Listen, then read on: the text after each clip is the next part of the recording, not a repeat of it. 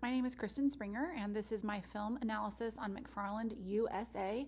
It's a story of servant leadership. This is for LHRD 4723, Second Fall for Wendy Jones. McFarland, USA is directed by Nikki Caro. The release date was February 20th of 2015, so almost 8 years ago. It's starring Kevin Costner, Maria Bello, and Ramiro Rodriguez. The genre is sports drama, which I felt was appropriate since I am a sport admin major.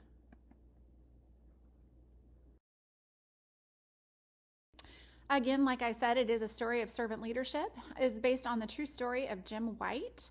A struggling high school football coach finds the only job he can after being dismissed from his previous school. He moves his family to the very small farming community of McFarland, California, where they culturally are far from fitting in.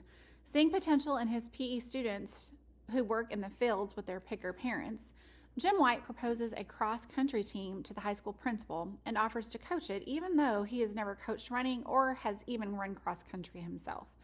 Over the course of the movie, Jim inspires his team to see beyond how they see themselves and sets them on a course to win the California State meet, and in the process, they teach him some things too. The servant leader model. So in the servant leader model, there is the antecedent conditions, leader behaviors, and outcomes. I'll go over these more in detail in the next couple of slides. Basically, the antecedent conditions includes the culture, the leader attributes, and follower receptivity. These need to be in place for the servant leadership style to take place. The leader behaviors of the servant leader are conceptualizing, emotional healing, putting followers first, helping followers grow and succeed, behaving ethically, empowering, and creating value for the community. The outcomes of the servant leadership style, are follower performance and growth, organizational performance, and societal impact.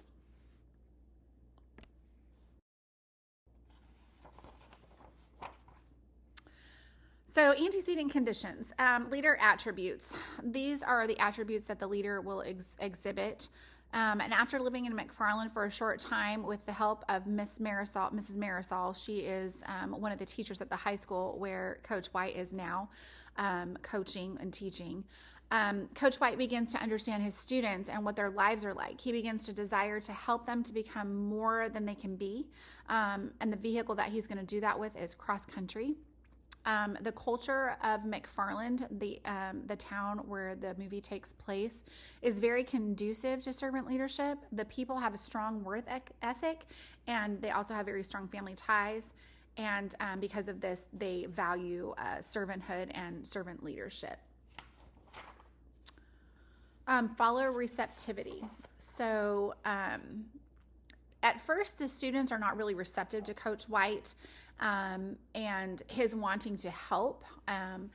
But as the story progresses, they do see a genuineness about him, and then they desire for him to understand and relate to them. So they really are wanting this. And then they become very receptive to his leadership.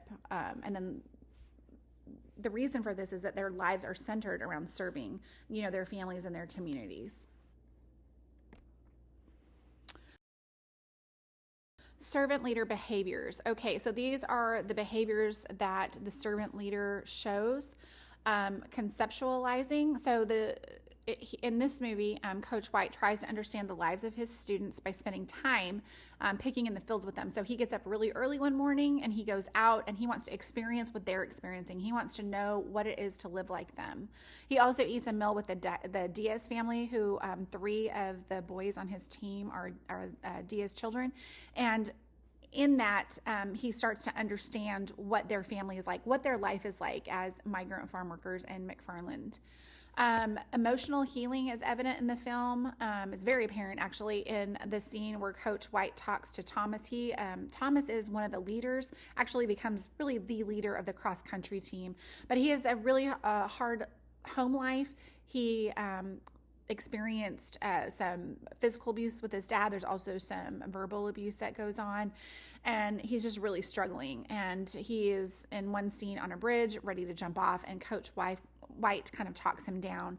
And at that point, there's healing that takes place, but it really kind of is a turning point in the film where Coach White is accepted as a leader, and he really portrays that he's going to, stick with these kids, and he's really going to stick with Thomas and help him get through whatever it is he needs to get through. Followers first. So servant leaders put their followers first. And he does. He puts his athletes first, and almost to a fault, because he forgets his daughter's birthday and her dinner and her cake. And he learns from the community that that is a big no-no, and he really needs to put his family first, which they also follow him as well. And so he understands that. And it's just a really great point in the film, but he definitely puts his followers first. Another leader behavior is helping followers grow and succeed. So the newfound athletic ability opens the door for college scholarships for these athletes that really wasn't there before. He helps them to study and gives them purpose because of this. They have an SAT study session in the movie. And then, as success, they all do attend college. And it is stated in the movie that none of the team members had any family that had gone past 9th grade. So it really is a great success story. Okay, so this is servant leader behaviors continued. Another thing that servant leaders exhibit is they behave ethically. Coach White's ethics are noticed. When he decides to go against the head football coach, he is actually hired as the assistant football coach and is for a short time in the beginning of the movie. But anyway, he goes against that head football coach and keeps Johnny, one of his runners, out of the game because of a possible concussion, even though the head coach wants to put him back in. So that's definitely a, right or wrong choice that he has to make, and it's an ethical decision. Shouldn't be sending a player onto the field that could be, possibly have a concussion.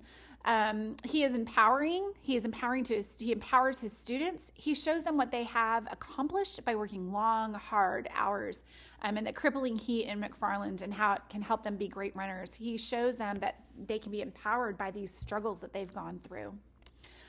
Community value. So Coach White gives the community a purpose bigger than just, picking in the fields, even though it's a great, that's very, that's an important part of our society, and we need that. But he helps them to have some hope in the future of the community, with the opportunity of higher education and an identity just beyond picking for the community and the students and the athletes there.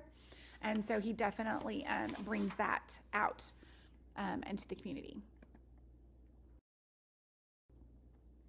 So the outcomes of servant leadership, there's follower performance growth. And we see this in all of the kids, all of the student athletes. There's perseverance. They're not that great at first, so they don't really understand how a cross-country meet works and how they can win, but they persevere. There's one point where they show up to this course, and there's this mountain that they have to climb up or run up, and they're just all demoralized, but they persevere, and they figure out, Coach White figures out a way to train them for hill running, and they end up just doing really well at it. They have individual improved performance throughout the movie, and then they also return to serve their community after college. And that's not in the fictional part of the movie, but at the end when it talks about, the real life stories of each of these kids, it does say that they all come back and they're serving in their community. So that's really, really good. Organizational performance. So there's a clear vision for the team and how to achieve it. They want to go to state, and they want to win that championship, the first one, and they eventually do. And then they win McFarland High School wins consecutive championships after that. Societal impact. So there definitely is societal impact. The community has a sense of purpose and value, which I talked about before. They have these, college graduates, these kids that come back, and they impact their community, and they serve. They even come back and run with some of the kids that Coach White was still coaching as they came back. So there definitely is societal impact here beyond just the runners. Okay, so my takeaway from this movie was that inspiring others to see their true potential can encourage them to do great things that positively affect their families, workplace, and communities, and eventually the world. And I just think that if we can do that, that we can have a big impact, and it will spill over into, other parts of our life that we touch. As leaders, we can have that impact with our followers.